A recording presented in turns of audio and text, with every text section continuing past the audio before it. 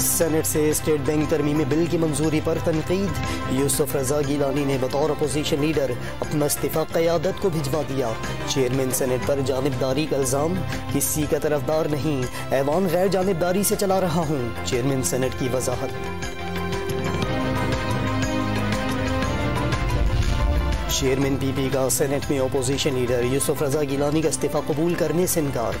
यूसुफ रजा गिलानी ने हमेशा जमहूरियत के लिए जिद्दोजहद की, उनकी खिदमत रोशन मिसाल हैं। बिलावल भुट्टो जरदारी का चेयरमैन सेनेट पर स्टेट बैंक तरमीमी बिल के लिए हुकूमत से मिली भगत का भी इल्ज़ाम।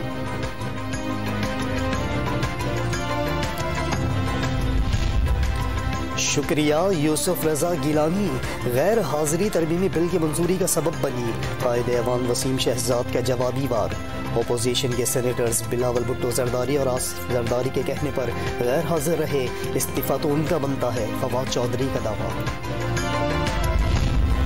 सिंध के मुतनाज़ा बल्दियाती कानून के खिलाफ कराची के फव्वारा चौक पर पाक सरजमीन पार्टी का धरना जारी। कारकुनों की जानिब से वक्फे से नारेबाजी। वजीर बल्दियात सिंध नासिर शाह के घर पर हुकूमत और PSP में मुज़ाकरात भी जारी। और PSL के मैच में मुल्तान सुल्तान से 175 रन के हदफ के ताक़ुब में क्वेटा ग्लेडिएटर्स की बैटिंग जारी।